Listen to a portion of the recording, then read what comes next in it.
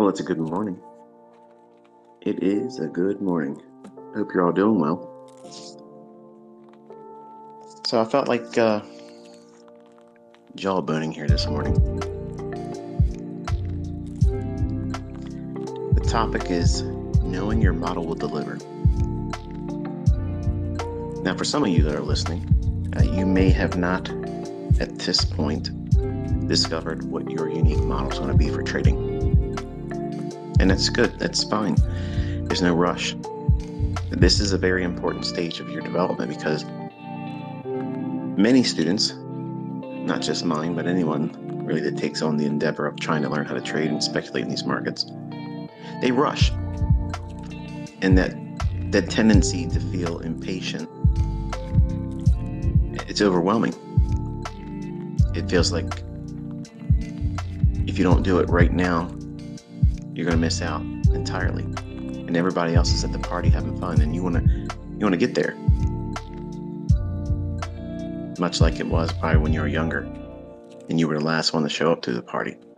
Your friends were waiting on you, and you would speed and run red lights and drive recklessly just to get there, just to find out that you really didn't miss anything yet. All the while incurring increased risks, damaging your own personal property and other people's property, and maybe your own and other people's lives and health.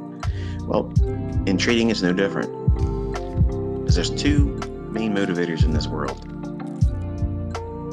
sex and money. They are the two strongest influences over the human mind. And while I'm not going to be talking about sex in this podcast, I'm going to be talking about the influence of money and how it affects your ability to trust a model and how we can master it so that way you can trust knowing your model will deliver. One of the things that permeates the industry in terms of our community, we come across as a bunch of braggarts, a bunch of snooty individuals thinking that, we have what works and everything else doesn't work. It's superior to everything else, but there are other ways to make money. And the secret to making money is managing it well. Because as long as you don't risk too much and you stay in the game long enough, you can be profitable. I don't like that way of thinking. It just sounds like surviving. And I don't like the idea of promoting the idea that you should be thankful you just made it out alive in any trading day. And for some of you, perhaps most of you, probably feel that's exactly what it feels like when you endure a trading session and you get out without blowing your account. You get out without having a major drawdown, or get out with taking a loss at all, just getting the costs of commission covered. And you dodge that bullet. If you feel that way, if you apply what I'm going to talk about today, you'll be far less likely to feel that again. They're all normal things. They're all characteristics of a developing trader. But many times that developing trader wants to go out there too quickly, ill-prepared to navigate the financial storms that these markets can create. The first topic I want to touch on is impatience. I kind of mentioned it briefly in the opening here, but I think that largely this is the biggest hurdle in front of every trader. When I first started talking about Forex in Baby Pip's forum, one of the first things I mentioned to anyone that would be willing to listen or read what it was I was sharing is you're going to need a lot of patience. And for the old hats in here that have been with me since then, that's true. I said you're going to require a lot of patience, and either you're going to forge it, not fake it. You're going to forge it. You're going to create it. It's going to be made manifest in you because of putting in the due diligence of learning how to sit still. When you're not ready to do anything, you have to remain still. One of the things I found interesting living at the house I'm at now, we have like little groups of deer that frequently come out, and in the early morning and in the late evening they'll come out. Sometimes they're 15, 20 strong, and they have these little ones that come with them, and whenever they see something, the smallest of them immediately drop down. You can't see them hardly. What are they doing? Remaining still. Why? Because they don't have the knowledge. They don't have the experience. They don't have the plan of action to do anything to protect themselves. And to be honest with you, I don't know if it's by instinct. I don't know if it's taught to them by their parent. But it's a skill set that every one of you, as a fawn, a little tiny little fledgling trader, needs to learn and be comfortable being still. It's safe. It's absolutely safe. In the market, it can't bite you until you get in there. On the sidelines, the only thing that's hurting you is your pride and your ego that you didn't do something.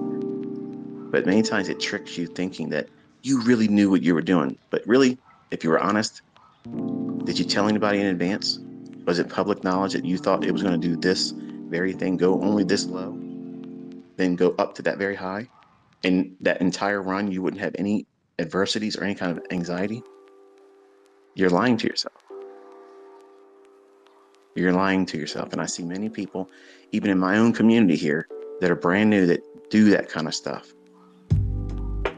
You see it permeated in the industry across social media. Everybody knew it was going to do something after it happened. And when you talk like that and you really didn't believe that was happening, you didn't believe it was really in the chart, you weren't one-sided in your analysis, what you're creating is this overwhelming sense of impatience, because what's going to happen is you're going to trick yourself by lying like that you're ready to trade. One day, something's going to happen, and you're going to feel like you need to do something to change the way you feel about your life, your present circumstance. And you're going to go in there and try to press a button, and the results are not going to be favorable because of impatience. How do you overcome impatience? Well, it stems from a lack of experience. Experience in the sense that, number one, you have to know how these markets can hurt you. Obviously, it goes without saying that if you're wrong, you lose money. But you have to have the experience knowing who you are. That's the first step. And all of the things I put you through, that's the first thing you're trying to discover. Who you are as a person. What makes you tick. What makes you think. What makes you want to take a trade. What's occurring in your mind at the time when you think that there's something going on in that chart. That's the biggest hurdle. Every single person that's ever going to amount to anything as a trader, profitable, consistently profitable, wildly profitable, the central tenet to all of them is they know themselves very well, and they know how they will derail themselves. And it's not a comfortable or popular topic when I talk on it, but it's paramount. It wasn't until I understood how I could unravel myself. Doesn't matter how many gizmos and things I can see in price action. If I'm miswired, if I'm off center, like I feel now, which is why I'm doing these. If I do this, it kind of allows me to discharge instead of going into the market and trade. Yeah, I made pretty good yesterday trading, but I wish I wouldn't have done it. I'll say that again. I wish I would not have traded yesterday. I broke a rule yesterday. And while I left with something, the win doesn't outweigh the fact that I know that I did not follow my rules.